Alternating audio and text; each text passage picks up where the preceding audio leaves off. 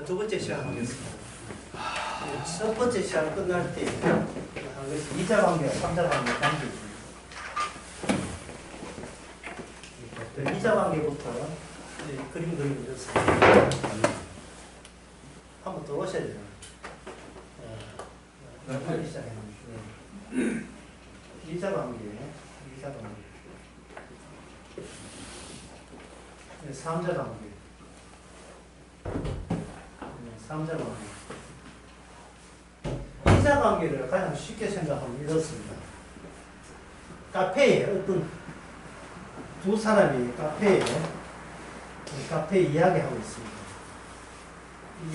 카페 이야기할 때 큰 창너머로 여기에 사람들이 차도 당기고 걷기도 하고 차도 다니고 하는 일이 있습니다. 여기 공간이 두 개로 나누어지는 거예요. 이자 관계. 이쪽 공간과 이쪽 공간이 무한하다는 거예요. 무한한 두 공간을 공간을 언급한 영화 감독이 있는데, 이게 홍상수 감독이에요. 홍상수 감독은 영화를 이렇게 프레임을 두 개를 쪼개버려요. 이번에 외화봉 수련회 할 때, 첫째 시간, 둘째 시간, 제가 프레임 이야기 많이 할 겁니다. 특별히 여러분한테는 미리 말씀드려요. 특별히. 외화봉은 12개 프레임으로, 12개의 단락으로 쪼개져 있어요. 12개 단락으로. 단락이 전부 다 같이 두 개의 프레임이 두 개 다 중첩되어 있습니다. 자세한 건 그때 들어보고요. 홍상수 감독의 돼지가 우물에 빠졌나를 한번 보게 되면, 여기 여자가 앉아있고 남자가 있는데 소설 초고에 대해서 이야기하는 그 장면에서 옆에 있는 그 길거리의 사람들은 무심코 여기 카페 안에 있는 이 주인공들의 이야기에 전혀 관심 없이 무심코 갑니다. 따로 놀죠. 공간이. 따로 노는 겁니다. 이자 관계입니다. 너는 너고 나는 나다. 홍상수 감독의 또 영화 강원도의 힘이라는 게 있어요. 강원도의 힘. 마찬가지예요. 또 카페에 또 앉아있는데 두 남자가 주인공인데, 이 주인공이 옛날 여자 이야기 하면서 그 있을 때 이렇게 지나가는 차들이랑 아무 상관없어요. 차이고 그냥 그것을 아주 길게 장면을 길게 보냅니다. 아무 관계없습니다. 관객들 눈치 못 채지요. 영화 특별한 특징이 없네. 이 홍상수 감독의 특징이 뭐냐면, 이 세상에는 특징을 찾는 게 잘못이야. 니는 니고 나는 난데, 그게 이 세상을 구성하는 조건이 되어버리는데, 거기서 무슨 특징을 했어요? 내가 아무리 월드컵을 좋아해도 나는 축구 싫어해 하고 끝난 문제예요. 아까 했죠. 자기만의 폐쇄된 공간으로 이게 모든 것이 집중화되는 거예요. 집중화. 계속 집중화되는 겁니다. 나중에 치매 현상까지 나왔는데, 자기가 있는 세계와 그 외의 모든 공간, 자기 공간 말고 모든 공간, 그걸로 날카롭게 현대는 그냥 구분되는 겁니다. 이자 관계.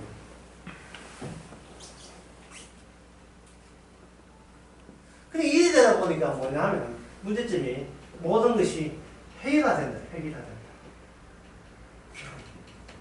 획일화되는 거는 이게 무슨 뜻이냐 하면은, 획이라는 뜻은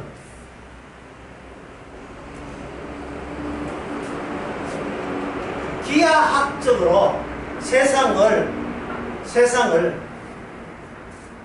구분할 수 있고 그걸 묘사할 수 있는 세계예요.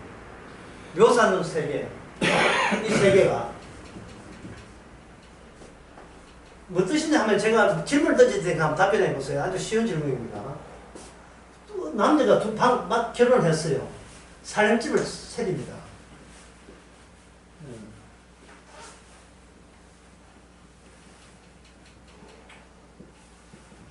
아파트에 살고 싶어요? 아니면 옛날 대학교 때 60년대, 70년대 하숙집에 살고 싶습니까? 어느 쪽입니까? 하숙집에, 예. 하숙집 아줌마 내가 나중에 성공해서 졸업하고 취직하게 되면, 그리고 결혼하게 되면 이 집에 정이 들어서 이 집에 다시 살겠습니다 하고 다시 들어옵니까? 예, 여자 쪽에서 가만두지 않죠. 예. 자기 축을 따라서 못 돌아요.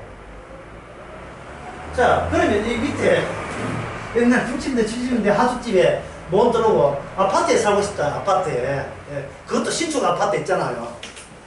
옛날 아파트 말고 새 아파트에 인테리어 되어 있는 그 아파트에. 자, 그렇다면 이 아파트의 구조를 보세요. 뭐로 되어 있어? 선으로 되어 있죠. 획일화 되어 있는 게 쭉쭉 끄면 되는 거예요. 그래서 이 공간 하나가 다 이게 뭐냐 하면은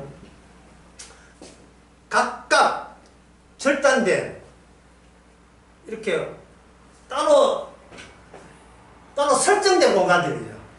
하나의 그 영어로 하면 셀처럼, 한 세포처럼, 작은 세포처럼 나만의 공간을 생성하는 거예요.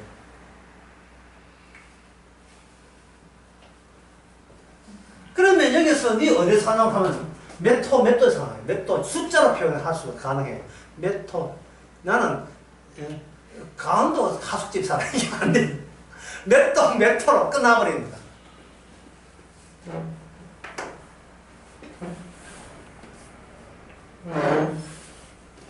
획일화됐다는 말은 그렇게 있어야 되니까 이걸 단어만 하면 틀에 갇힌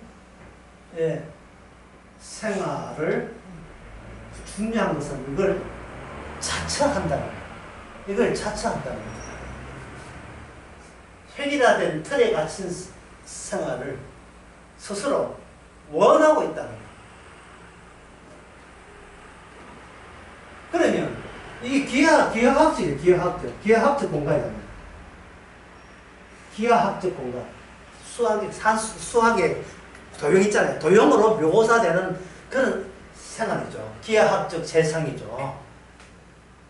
기하학적 생활은 뭐가 문제냐면 이것과 이것이 구분이 안 돼요. 뭐냐면 중앙과 중심이 구분이 안 됩니다. 기하학적 공간에서는 중앙과 중심이 똑같은 말이에요. 왜? 기하학적은 움직이지 않으니까. 고정되어 있으니까.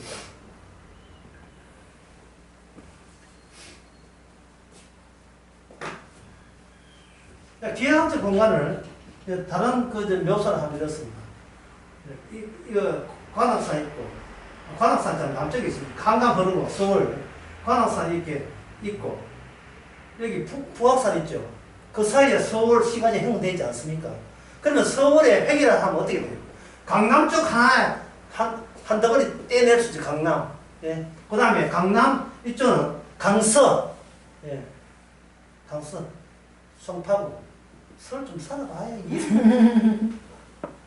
이쪽에 이제 강북도 여기에, 예, 구파발, 예. 이런 거. 부악산에서 내려오는 여기 뭐 줄기, 예. 줄기에 사는 옛날 동네, 허름한 동네. 이렇게 구획되어서 땅값이 결정되죠. 땅값이. 저쪽에 강남 저쪽에 인천 쪽으로 가면 일산, 예. 이쪽에는 서울에서 제일 먼 사람도인데 어저께 제일 많은 사람, 제일 시끄러운데 김포항 가까워서 뿌진데 요새 그것도 재개발한다고 그래. 그래도 서울인데. 봉천동, 예. 예, 더 나가는데 참 높은데 키워가는데 힘들면 진짜 못 사는 사람들. 목사님 부산을 해야 됩니다. 지금 전혀 감각이 없습니다. 부산을 안 사고 왔어. 부산에서 제일 못 사는 반송 이래가지고 제일 사람들 해운대. 울산이나 남해는 또 서면 초반기에 서면 로타리 거쳐. 자, 이렇게 구역이 되게 되면 여기에 서울에 있는 사람들은 중앙을 이미 고정된 기하학적 세계에서 뭐 중심을 뭐라고 보겠습니까? 중심과 중앙이 같은 말이니까 뭘 보겠어요? 강남에 빨리 돈 벌어서 강남에 살고 싶다는 거예요. 강남에 못 살면 어디로 튕기느냐? 부천 부평구가 아니면 저 남쪽에 동탄. 자꾸 남쪽으로 밀려요. 예. 안양, 안산, 용인, 예, 그쪽으로. 경기도 쪽으로 밀리는 거예요. 집값이 상대적으로 흐르니까. 이 강남에 진입을 못해요. 돈이 20억 가지고 어디 금방 찍죠, 강남을. 그것도 돈이야. 그 아파트 한 사람도 못 사는 게 돈이야. 들을 수가 없어요.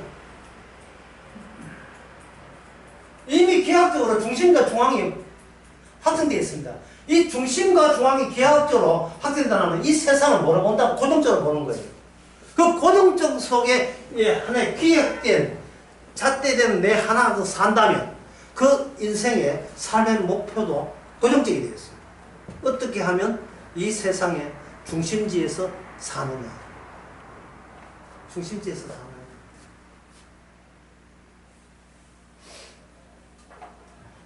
죄를 들처럼 살고 싶다.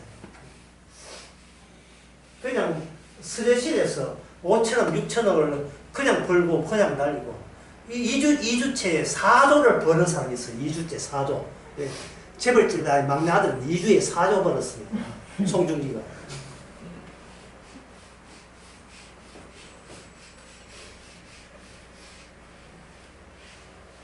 금융지주에서 성숙받아서 중간에 차하고 들어가고 지금 차 한 대 밟고 또 들어가고 박히면서 10회가 끝나고 마지막 때는 얘는 뭐 관계 없는데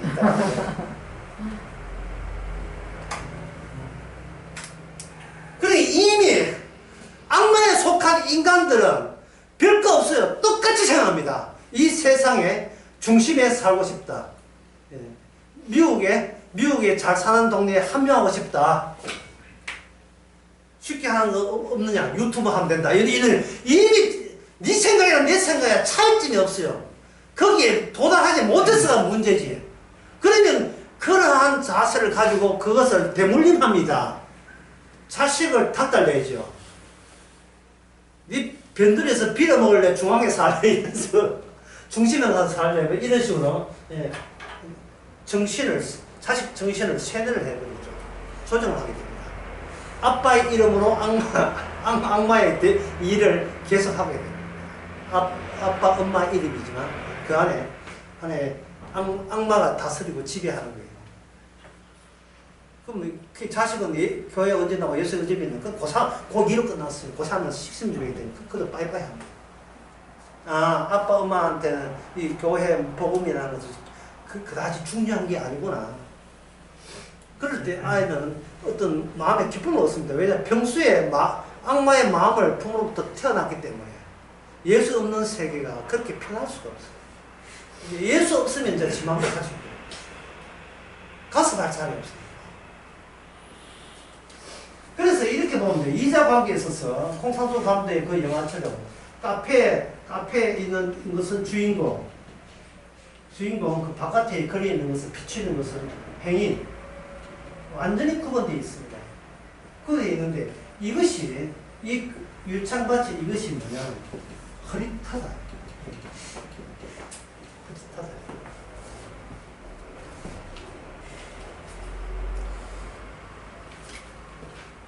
또는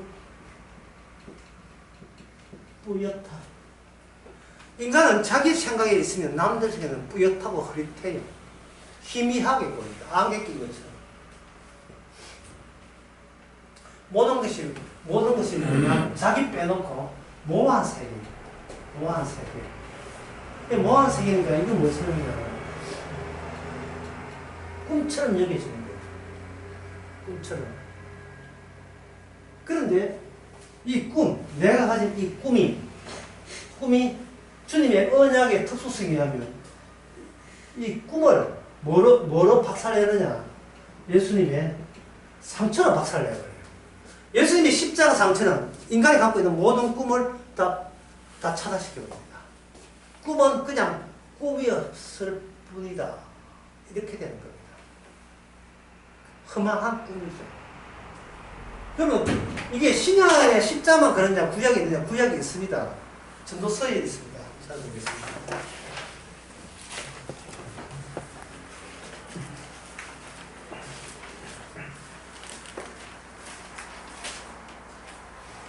전도서 7장 1절 누가 한번 읽었어요. 7장 1절에서 3절까지. 아름다운 이름이 보배로운 기름보다 낫고 죽는 날이 출생하는 날보다 나으며 초상집에 가는 것이 잔치집에 가는 것보다 나으니 모든 사람의 결국이 이와 같이 됨이라. 산자가 이것에 유심하리로다. 슬픔이 웃음보다 나음은 얼굴에 근심함으로 마음이 좋게 됨이니라. 지혜자의 마음은 어디에 있고요? 초상집에 있고, 어리석은 자의 마음은 어디에 있다? 연락하는 잔치집에 가 있는 거예요. 잔치집에 가 있는 거예요. 이미 솔로몬은 상처를 알고 있었던 겁니다. 자기의 상처가 들어온 것에 대해서 그걸 굉장히 다행스럽게 여기고 그걸 지혜라고 표현하고 있습니다. 이거는 세상 사람들이 다 도망칠 수밖에 없는 지혜인데 어떻게 해서 이 지혜가 내 속에 들어왔느냐. 그 아버지 다윗에게 준 언약의 효과지요. 다윗 개인이 있던 그 효과가 솔로몬에게 주어진 겁니다. 이렇게 되면 솔로몬은 본인에게는 의미가 있습니까 없습니까? 우리 공부한 대로 언약이 들어오면 본인에 관한 것은 의미가 있습니까 없습니까? 없지요. 그러니까 전도서가 무엇이었습니까? 처음에 헛되고 헛되면 모든 것이 헛되도다. 신났어. 꿈이라고 하는 것은 나의 계획을 이야기해 꿈이라고 합니다. 근데 전도서 3장에 보면 뭐라고 되어 있습니까? 이 계획이라는 게 내 손을 떠났어요. 여기 전도서 3 천하의 범사에 기한이 있고 모든 목자가 이룰 때가 있나니 날 때가 있고 죽을 때가 있으며 심을 때가 있고 심은 것을 뽑을 때가 있으며 죽을 때가 있고 치료할 때가 있으며 놀라운 사실을 만날 때가 있고 헤어질 때가 이별할 때가 있다. 이별할 때가 있다. 근데 이거는 내 계획, 내 꿈을 비켜가는 거예요. 뭐가요? 새로운 공간. 무슨 공간? 언약의 공간. 다윗의 공간. 특수한 상처가 있는 공간은 철저하게 나를 도외시하는 겁니다. 나와 무관하게 흘러가고 있는 거예요. 나의 영향력을 전혀 관계없는 세계. 그 세계. 그러면 이자 관계가 아니죠. 이 유창이 깨져버렸죠. 이자 관계가 아니죠. 내가 주인공이고 남들은 내 보기에 나는 타인이고 행위 그런 관계가 아니죠. 나는 내한테 주인공이고 내 외의 모든 사람은 나한테 타인이라는 그 이자 관계는 이것은 지옥입니다. 지옥입니다. 내가 주인공 되면 나를 힘들게 한 모든 자는 나의 복수의 대상이 되기 때문에 이건 지옥이에요. 복수가 남아있는 한 그거는 천국이 될 수 없습니다. 일을 가니까 어떤 사람 보면 잘 때 이 가는 사람 어릴 때 욕구 불만 때문에 일을 가는데 커서는 이제 좀 그런 게 있다가 나이 들면 또 생기는 거 하는데 나 빼던 건 다 적이다. 토마스 홉스라는 사람이 철학가 이야기했듯이 이 세상은 만인데 많이 투쟁하는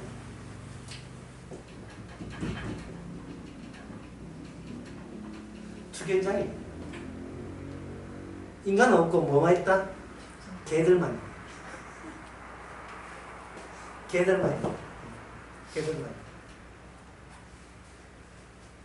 심리상담, 정신상담 요령은 단 하나예요. 요령은 단 하나입니다. 오영박사 하는 심리상담, 정신상담이 요령은 딱 하나만 알면 누구도 오영박사처럼 심리할 수 있습니다. 뭐냐니 사람을 괴롭하는 거예요. 괴롭하는 거예요. 걔는 뭐였다? 걔는 이성은 없어요. 뭐만 했습니까? 본능만 했어요. 자기 것만 챙기는 본능. 개지요. 개. 문제는 인간 세계에서 인간이 왜 정신적으로 문제 있는가? 개를 뭐로 간주한 거예요?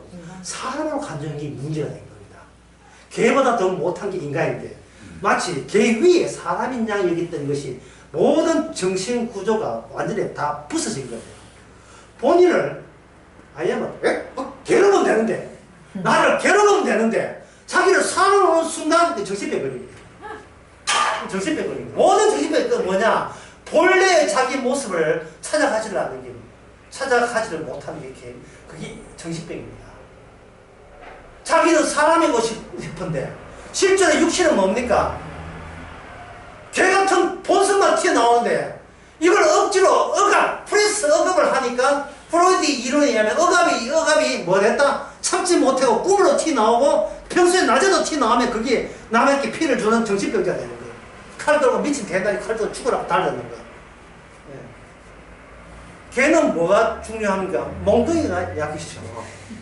몽둥이 안 되는 것은 그냥 그 자체로 이미 죽은 거예요. 그러니까 인간은 이미 개가 됐다는 말은 인간성 없다는 뜻이고, 인간성 없다는 것은 사고 나서 죽거나, 날씨 추워서 죽거나, 콜라에 죽거나, 죽을 만해서 죽는 거예요, 그냥.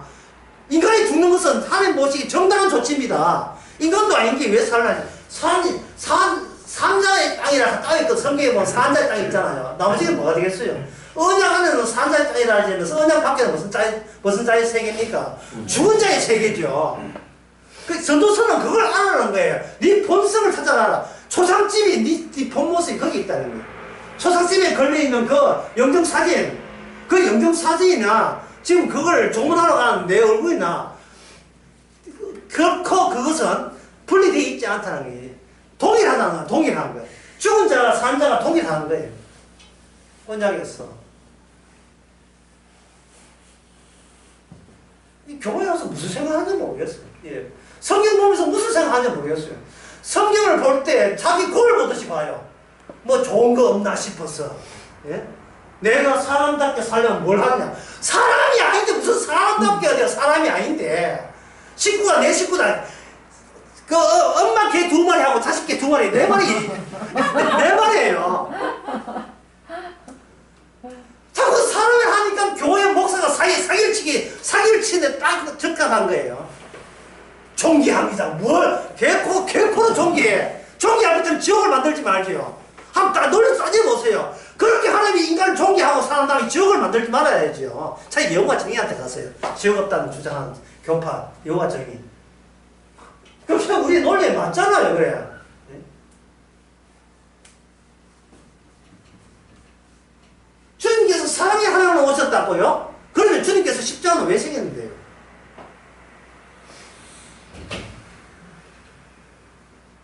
인간은 자기밖에 몰라요. 다시 말씀드리겠습니다. 인간은 자기밖에 몰라요. 주님은 공간을 생각합니다. 나는 나다, 인간이에요. 너는 갇혔다, 주님입니다. 주님 말씀을 받는다는 것은 나밖에 모르는 그런 종자들이 모인 그곳에 우리는 악마로부터 지배당하고 통치받고 있다는 거예요. 그것도 못 빠져나올 수가 없어요. 못 빠져나옵니다.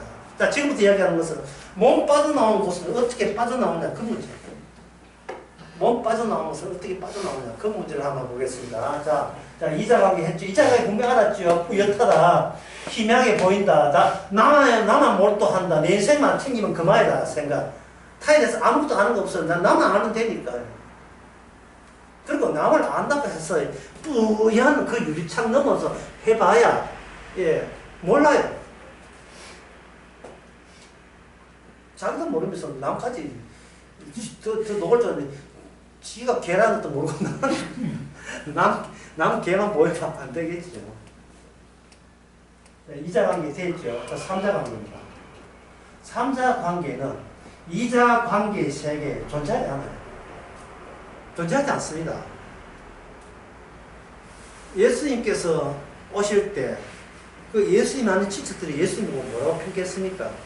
예수님은 이렇게 이야기했습니다. 예수님을 가지고 목수의 아들이라고 했죠. 목수의 아들. 왜 이런 평가를 했습니까? 이게 3자 관계가 아니고 그들이 이미 알고 있는 자기가 자기를 바라보는 논리 가지고 동일하게 예수님에게 적용했기 때문에 이런 논리가 있는 거예요. 예수님은 누구? 목수의 아들. 모든 철학가들과 모든 소설가들이 예수를 뭐라고 봅니까? 목수의 아들을 봐요. 철학했다고 개 아닙니까? 개 아니에요. 소설 쓰면 개 아닙니까? 학문하면 과학자는 걔 아닙니까? 본인이 한 일이 뿌옇하게 보여. 자기가 어디에 악마에 갇혀 있다는 사실을 자꾸 모르는 방향으로 연구를 거듭하는 겁니다. 소설이나 과학이나 철학이나 전부 다 어디서 나왔냐? 관찰에서 나오거든요. 이게 아까 도마 이야기가 마찬가지예요. 내가 손으로 만지고 보고 믿겠다는 거예요. 본인 자체가 그렇게 하는 것 자체가 이것이 어떤 공간에 사로잡히 있는 그 현상이라는 것을 알아야 되겠죠. 그래서 예수님은 보지 않고 믿는 자가 복되다. 이게 한번 적어볼게요. 이게 얼마나 어려운지 한번 보세요. 보지 않고, 자, 보기란 말은 기분 좋은데, 보고 기분 좋지만, 문제는 조건이 있어요. 보지 않고 뭐다? 믿는다면, 지금, 본다고 하는, 누가 문제예요? 본다고 하는 내가, 이 고질병 걸린 거예요, 이게.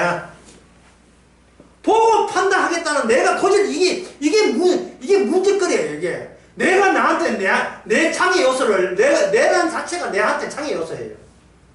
이걸 제가 어제 낮 설교도 공개했지만 이 말이에요.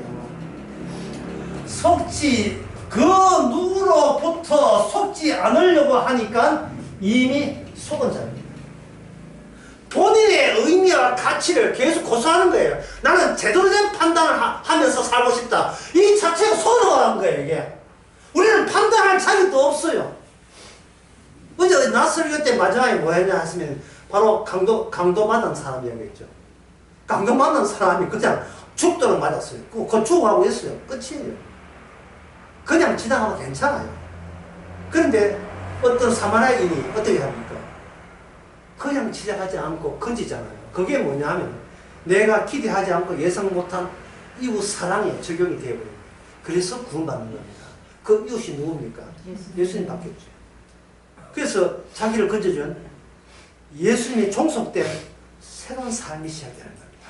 왜? 자기는 항상 강도 만난 사람에서 그냥 죽은 자예요. 그만 죽었다는 말은 그냥 죽었다는 뜻이에요. 내가 스스로 살릴 수 있는 존재가 아닌 것을 흔쾌히 새로운 자아상으로 받아들인 겁니다. 내가 나한테 할 수 있는 것은 성품밖에 없다는 겁니다. 그 사마리아 사람이 자기 주머니에서 내 돈 끄집어냈습니까? 아니면 자기 돈 끄집어냈습니까? 자기 돈 해서 이 사람이 필요한 비용은 더 되겠다 이 나오죠. 이게 뭐냐? 자기 희생이죠. 자기 희생. 자기 희생은 결국 우리 인간적 입장에서는 자기 손해잖아요.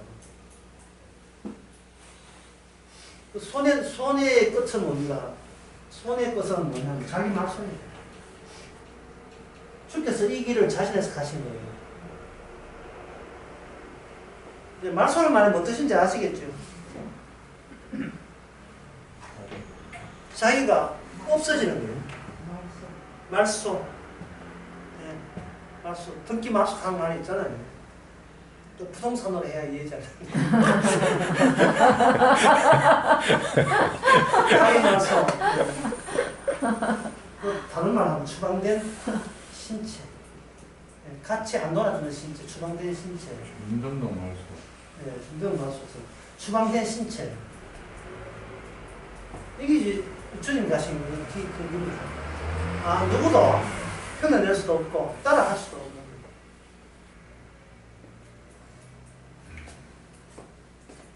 자, 그래, 남아있는 거. 그러면 어떻게 해서, 예수님이 일어난 일, 또는 다윗께 일어난 일이 우리에게 영향력을 행사할 수 있고 우리가 빠져나갈 수도 없는 이자관계에서 어떻게 삼자관계를 형성할 수 있는가? 그러니까 삼자관계 한번 보죠. 삼자관계는 아까 언급했습니다. 삼각형 구도를 갖고 있습니다. 어떤 지점이든 괜찮아요. 구체적 공간이 등장해. 구체적 공간. 여기 A, B, C 중에 그냥 아무 따라 A 해야죠. A에 다윗이 등장했고 다윗이 자기 죄를 이야기하고 자 다윗 등장, 죄의 등장, 그 다음에 하나님의 진노 등장하죠. 그 다음에 등장한 게 뭐냐? 상처입니다. 예. 그게 이거 시편 38편 1절부터 3절까지 나와 있죠. 주의 진노로 인하여 내 살을 상한 것이 없고 나의 죄로 인하여 내 뼈가 상한 것이 없다. 나의 죄로 인하여. 자, 여기서 우리가 다음과 같은 의문점을 가질 필요가 있어요.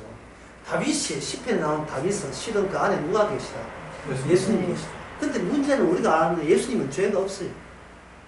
죄가 없는데 어떻게 아버지의 진노를 받느냐. 죄가 없는데 예수님은 죄가 없는데 아버지의 진노를 받는다. 어떻게 그게 성립될 수가 있는 이야기입니까? 다윗은 지금 죄가 있어서 나의 죄로 인하여 하나님의 진노가 왔고 그로 인하여 상처가 주어졌다는 거예요. 자, 이러한 질문, 무슨 질문, 제 취지를 아시겠죠? 무슨 질문인지 아시겠죠? 죄가 없었는 분이 어떻게 진노를 받는가? 네, 그 질문을 이렇게 바꿀 수가 있어요. 죄가 있다고 해서 다 아프고 죽는가? 그런 문제 질문. 사람이 죄가 있다고 해서 다 아픕니까? 지금 몇 번째 언급하지만 이제 또 이 자리에 또 언급하겠어요. 사상설교에 오른손이 하는 것을 왼손이 모르게 하라 했죠. 여러분에게 똑같은 질문합니다. 자, 오른손이 하는 것을 왼손이 모르게 하게 되면 알게 하면 어디 갑니까? 지옥 가죠. 이걸 평소에 우리가 습득하고 있습니까? 일정이라도 말씀을 위해야 되게 되면 반드시 주께서 찾아 죽음을 다 해요. 주께서 말씀은 농담이 아닙니다.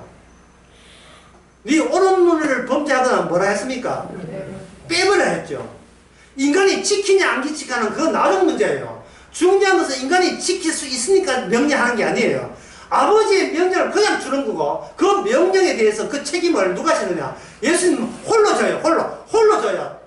우리한테 책임을 묻는 게 아니에요. 왜? 이건 명령해봐야 책임질 수 없는 대상들이기 때문에 책임을 물을 수가 없어요. 이거는 이미 죽은 자들이에요. 다만 그들은 말씀에 대입하게 볼 때 어느 인간도 살 권한이 없다는 것을 그들 인간들은 받아들여야 돼요. 개 같은 인간들은 받아들여야 돼요. 개개하는데 그 산상설교 나오잖아요. 개한테 진주나 보석을 던지지 마라. 문제는 누가 개인지를 모른다는 거예요. 곰을 던져보면 알죠. 맹맹 달아들 때는 아주 개구나.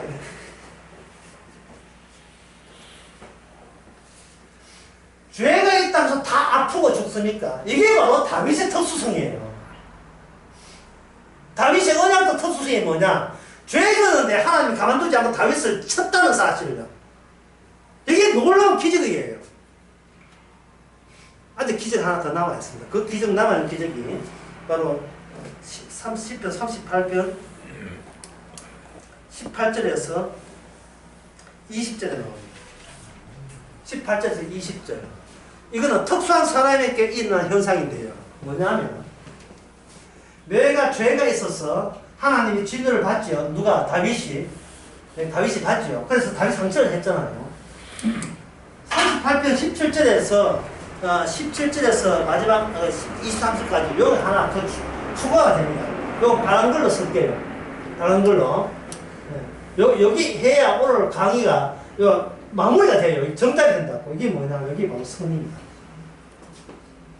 갑자기 죄가 중간에 끼어드는데 죄가 포함되는 선이 주어지는 거예요.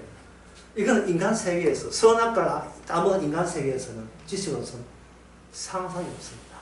인간 세계는 선이 빠져야 죄가 빠져야 뭐가 된다? 선의 의가 되는 거예요.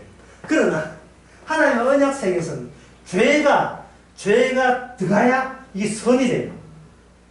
죄와 선은 대척관계에 있어서 같이 있으면 안 된다는 것이 인간들의 선악과 따른 인간들의 상식입니다. 그 상식을 엎어버리죠. 상식을 뒤엎는 겁니다. 그 알기 쉬운 이야기가 마태복음 9장에 나오면 나는 의인을 부르는 게 아니고 죄인을 부르러 왔다. 죄인을 부르러 왔다. 이 말은 죄가 없는 곳에는 뭐가 없다? 의의가 없다. 죄가 없는 것은 영생도 없고 구원도 없고 천국도 없습니다. 죄 속에서 천국에 오지 죄 피하고 천국 오지 않아요. 인간들의 선악체계는 뭐냐? 악을 피하면 뭐 된다? 복 받아서 천국 간다잖아요. 이게 아니고 죄 속에 들어가야 거기서 하나님의 영생과 천국이 기다리고 있습니다. 자, 이 대목을 로마서 8장 3절과 9장 3절을 보면서 연결시켜 드리겠습니다. 자, 우리가 이걸 알아야 할 이유가 뭐냐면, 어떻게 해서 마귀에 속해 있는 우리가, 개 같은 인간이 어떻게 하나님의 참된 백성으로서 영생을 얻느냐, 그걸 지금 우리가 발견해야 되는 거기 때문에 그걸 알아야 되기 때문에 하는 겁니다. 로마서 8장 3절부터 먼저 보겠습니다. 로마서 8장 3절에 보면, 율법이 육신으로 말미암아 연약하여 할 수 없는 그것을 하나님이 하시나니 곧 죄로 인하여 자기 아들을 죄 있는 육신의 모형으로 보냈죠. 맞지요? 제 말 맞지요? 예. 죄로 인하여 죄 있는 육신을 보냈죠. 그러면 죄가 없다면 주님이 오십니까? 안 오십니까? 오시지를 않지요. 천국이 이 땅에 지옥 속에 천국이 밀려들지를 않지요. 아들이 오지 않으면 천국도 없는 겁니다. 예수님이 어디서 천국을 이룹니까? 이 지옥 속에서 천국을 이루는 거예요. 지옥 버리고 천국 가는 게 아니고 지옥 속에서. 왜? 죄가 없는 곳에는 은혜가 없기 때문에. 로마서 5장에 사도 바울이 발견한 복음이 이거예요. 은혜만 따로 챙길 수 없다는 거예요. 죄 속에서만 은혜가 나오니까요. 죄 없는 은혜는 은혜가 가짜입니다. 그런 은혜는 하나님이 주신 적이 없습니다.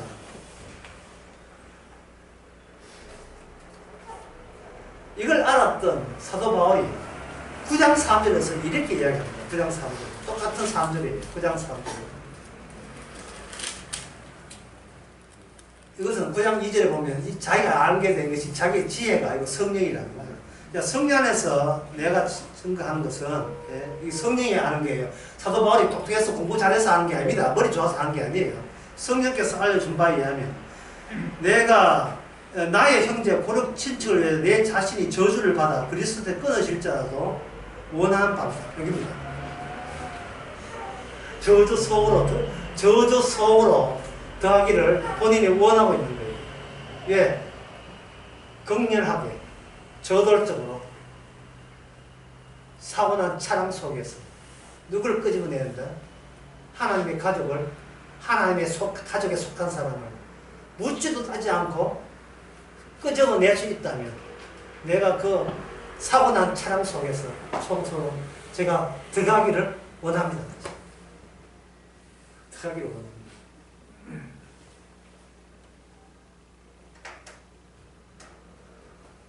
이것은 무엇의 반복이에요? 이 9장 3절의 이야기는 무엇의 반복입니까? 8장 3절의 연속이죠. 반복이고 적용입니다. 예수님은 죄 없으신 분이죠. 죄 없으신 분인데 하나님께서 예수님께 무슨 명령을 했습니까? 이제부터 죄 있는 육신으로 갖고 이가 죄만 있는 곳에 거기서 들어가서 거기서 뭘 이루라? 모든 율법을 다 이루어서 의와 영생을, 모든 영생을 거기서 천국을 만들어내라.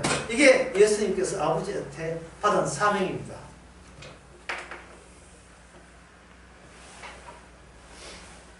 아까 내가 적었던 이거 다시 한번 봅시다. 다윗이 있었죠. 특수한 사람이죠. 언약의 사람. 다윗이 뭘 지었습니까? 죄를 지었습니다. 그 다음에 진노죠. 자, 요한기야. 죄에서 진노. 이게 아무나 주어지는 게 아니에요. 죄 짓다고 다 진노 받는 게 아닙니다. 죄와 진노. 죄와 진노라는 이 코스가 언약적 특수한 사람이기 때문에 죄와 진노의 코스가 다윗을 통해서 마련되어 있는 거예요. 진노 다음에 이건 다 하나의 과정적이죠. 구체적인 공간이 뭡니까? 상처 입었다는 거예요. 십자가로 말미암아 주의 뜻은 완전한 걸로 나타나는 거예요. 십자가 못자국과 창자국은 너무나 명확한 구체적이에요. 실제로 그걸 맞아본 사람이 있습니다. 도마죠. 이 세상이 어떻게 구성되었는가, 양자물리학을 공부하는 게 아니에요. 세상의 모든 철학을 공부하는 게 아닙니다. 딱 하나만 알면 돼요. 뭐지요? 십자가. 그래서 십자가로서는 고린도후서 10장에 보면 인간이 생각한 모든 철학과 모든 이론이 이 십자가 앞에서 주로 다 허물어져야 돼요. 이게 예? 허물어져야 돼요. 제가 어제 낮 설교에 이런 이야기 했잖아요. 가정에 자식이 문제가 있으면 오늘날 어디 간다 했습니까? 오영 박사 찾아가죠. 근데 옛날에 구약 때는 자식이 문제 있으면 누굴 찾아간다 했습니까? 마을에 장로를 찾아가죠. 장로는 뭘 쥐고 있습니까? 짱돌 갖고 있죠. 그 다음에 어떻게 합니까? 그냥 죽이는 게 돌로 쳐서 죽여버립니다. 그러면 부모는 누구한테 감사해야 돼요? 자기 자식을 죽인 장로님 앞에서 고맙다고 해줘야지. 왜? 자식은 애초부터 내 자식에는 선회하지 않고 계시를 보여주는 기능자로서의 자식입니다.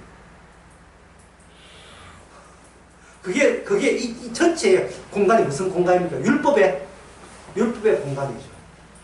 이게 율법의 공간이, 율법은 언약인데, 언약의 공간이 밀려온 겁니다. 언약 안에 원칙은 뭐냐?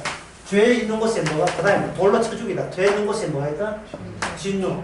진노가 이것이 음포 놓는 게 아니에요. 하나님께서 지금 겁박하는 게 아니에요.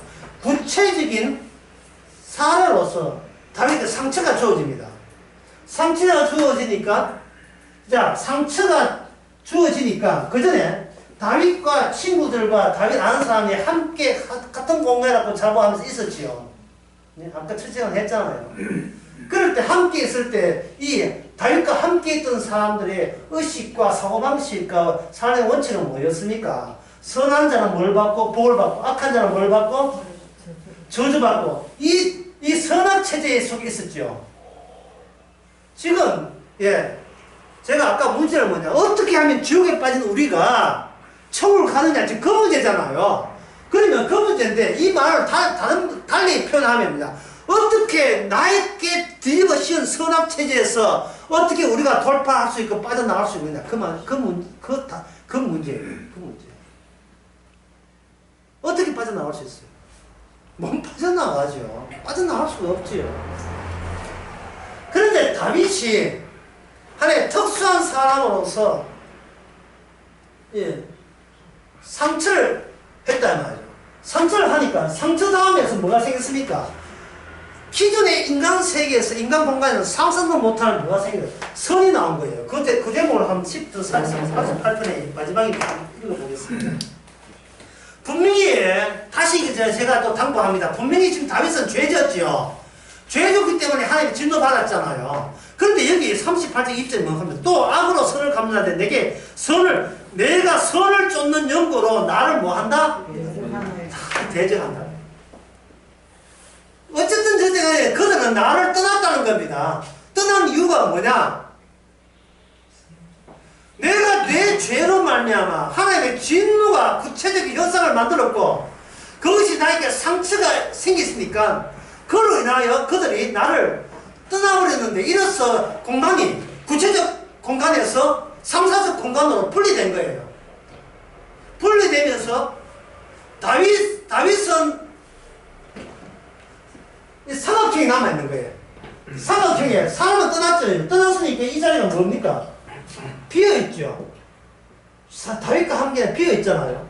그리고 그들이 믿는 하나님은 가짜였죠. 다윗을 떠나놓고 하나님 믿는다. 예수님을 신뢰하지 않고 하나님 믿는다. 이거는 완전히 사기입니다. 이거는 사도 바울이 사도 되기 전에 사울로 있을 때 그 사기예요. 거짓이었습니다. 인간이 자기한테 속아 넘어가지 않겠다는 그게 사기거든. 자기가 똑똑하게 살겠다는 게 사기입니다. 자기 본인은 몰라서 그래요. 자기가 개 같은 존재인지 몰라서 그래요. 혼자 똑똑고 띠띠고 그런 거예요. 혼자 현명하고 지혜롭고. 그런 사람은 자기 집에 안 갑니다. 왜? 자기가 그런 거 죽기 싫기 때문에. 사람들은 하면 자꾸 착하고 바르게 살라 하는 이유가 이와 같은 말 듣기 싫어 그래. 그만 살아라. 됐다. 그냥 오늘부로 네 인생 내 끝낼게. 어찌 기쁘지 아니하냐 뭐.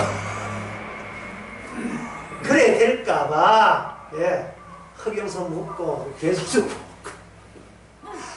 안 되지려고 계속 살려고.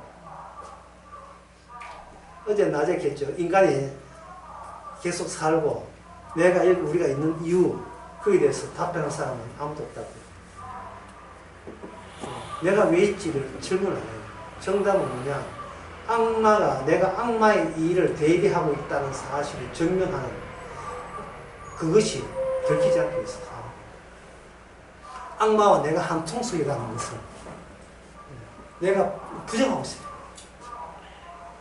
우리 사는 이유는 악마가 살았기 때문에 내가 사는 거예요. 악마가 있다는 걸 증명하기 위해서 주께서 인간을 만들고 살게 하신 거예요. 그걸 가지고 주인이라고 하는 거예요. 예수님은 뭡니까? 예수님은 의인이죠. 예수님이 의인인데 죄인 되셨잖아요. 하도 인간들의 의식이 반대가 되기 때문에 하늘나 천국하고 지옥이 반대잖아요. 반대이기 때문에 인간은 반대인 걸 몰라요. 어디서 틀어진 것도 몰라요. 옳다고 니도 없고 나도 없고 이자 관계 때문에 그냥 거울 보듯이 내가 오라 그러면 다 온 줄 알고 있어요. 이자 관계에서 헤어나지를 못해요. 이자 관계 뭐냐? 선과 악이에요. 여기는 뭐냐? 선도 아니고 악도 아닌 상처받은 분. 이걸로 선, 악을 완전히 반대로 뒤집어버립니다. 선이 악이고 악이 선 되어버리면 완전히 뒤집어버리는 거예요. 세리와 창기와 강도가 어디 갑니까? 주님의 식구라면 강도가 주님의 언약이 있다면 어디 갑니까? 지옥 갑니까? 천국 갑니까? 천국이죠. 세리 있잖아요. 세리. 바리새인이 있다. 첫사람 같이 되지 않은 걸 영광으로 여기는 그 세리. 박세리 말고 세리. 이 개가 참 64 개가 참. 주여 나는 죄인 맞습니다. 이래서 합격했다는 게 합격. 이자 관계 아니에요. 제일 상으로 동작한 십자가 상자 앞에서 나는 죄인인 것을 인정하니까 합격이에요. 니 내 식구다 이 말이죠. 사도행전에서 사도들이 뭐였습니까? 돈 벌였습니까? 사도들이 어디 기업 활동했어요? 사도들이 뭐였어요? 농사 지었습니까? 뭐였습니까? 십자가 증거였어요. 그것도 어떻게 정했어요? 네가 내 말 들어도 깨닫지 못하고 듣겨 보아도 알지 못할 것이다. 왜? 지옥이니까. 지옥이니까. 이자관계 지옥, 선악체계 지옥, 마귀가 빡치고 있는 지옥. 홀에 등장한 십자가, 홀에 등장해. 십자가로서 우리 나라 잘 만들자. 예수님 옆에서 예수님의 대신 죽으심에 예수님에 의해서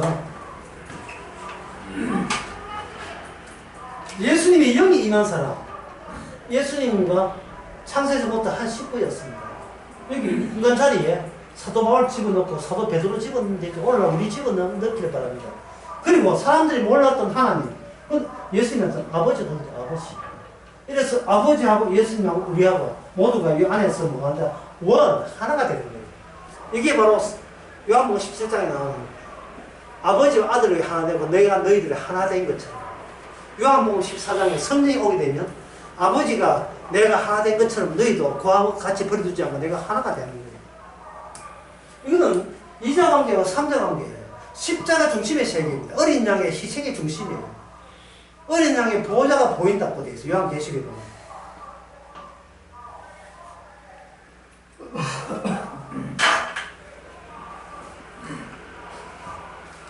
요한계시록, 예. 요한계시록 한 대 보고, 그 다음에 에레미야 보고 마치겠습니다. 요한계시록. 그 14장. 전에 성의상 언급했는데, 여기서 다시 언급하고 싶네요. 그 14장.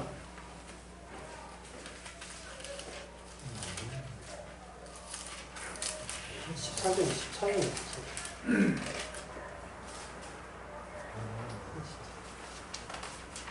14장이 아니다. 7장.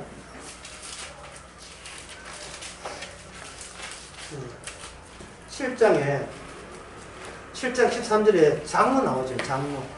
순교자들입니다. 순교자들이에요. 최종적 넘어가는 사람들은 순교자들인 거죠. 주님의 고난에 동참한 자들. 그들이 장로가 있는데 장로는 내 생모가 더불어서 어린 양의 보호자를 섬기는 자가 뭐라고 하냐면 여기 신임이가 오네. 신임이 신참이야. 신참이 천국 들어오거든요. 그렇게 장로들이 묻는 거예요. 네 어디서 왔으며 네가 여기 어느 사람고 어떻게 해서 왔느냐 하니까 신참들이 똑같은 고백을 하는데 그 고백이 나옵니다. 뭐라고 되겠어요? 예수 어린 양의 피에 그 옷을 휘어졌다. 누구의 영향력입니까? 본인의 영향력입니까? 한 분의 영향력이에요. 삼자 관계에서 언약을 주신 예수님의 영향력이죠.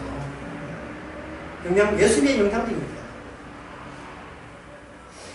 그래서 왜 어떻게 구원받는가? 정답은 뭐냐? 예수님의 개인의 새로운 시간과 공간을 확장시키기 때문에 하나님의 언약을 개인이 아니고 우리를 공간화시키는 거예요. 예수님의 공간에 그걸 예수 안에다가 공간화시켜서 예수님의 개인적인 그 언약이 새로운 나라로 확장되면서 성령을 줬기 때문에 그 안에 들어오게 된 거예요. 개인은 문제를 삼지 않습니다. 네가 누가 이런 공간에 속했느냐를 묻는 거죠. 그 안에서 우리는 같이 예수님과 고난받게 됩니다. 마지막으로 에레미야 30장 15절 30장 15절과 31장 15절을 같이 보면서 마치겠습니다. 30장 15절에 보게 되면 어찌하여 네 상처를 인하여 부르짖는가? 이스라엘 백성들이 죄를 지었으니까 죽게 때려버린 거예요. 왜? 언약이니까. 특수한 민족이니까. 죄졌는데 때린 거예요. 다른 민족은 죄져도 안 때려요. 그냥 내버려두는 거예요. 죄졌으니까 때렸으니까 거기에 뭐가 생겼으니까 상처가 생겼죠. 이 상처가 어떤 상처인지 31장 15절에 나와요. 유명한 크리스마스 때 등장하는 유명한 말씀입니다. 31장 15절 제가 읽어보겠습니다. 나 여호와 이같이 마음을 라마에서 슬퍼하며 통곡 소리가 들리니 라헬이 그 자식을 위하여 예고한 것이다. 자식이 없으므로 위로받기를 거절했다. 이게 어느 마태복음 2장에서 무슨 대목입니까? 베들레헴에 수살 밑에 애들 다 죽었을 때 이 부분 등장하죠. 주의 고난에 동참하는 사람, 세상의 지옥의 사고방식을 따르지 않는 사람, 세상에 많은 선악체제를 따르지 않고 빠져나오는 사람, 십자가 중심으로서 죄 속에서 천국을 발견하고 죄 속에서 비로소 예수님이 혼자만의 공로와 은혜를 아는 사람, 이 사람이 고난받는 오늘날의 이스라엘 천국 됐습니다. 기도하겠습니다. 하나님 아버지, 말씀을 이루신 분은 우리가 아니라 주님 혼자인 것을 이제서 깨닫고 그 주님을 위하여 주님 중심으로 주님의 식구를 지옥에서 빼내는 일에 참여한 것을 영광으로 여기게 하여 주시옵소서. 예수님의 이름으로 기도합니다. 감사합니다.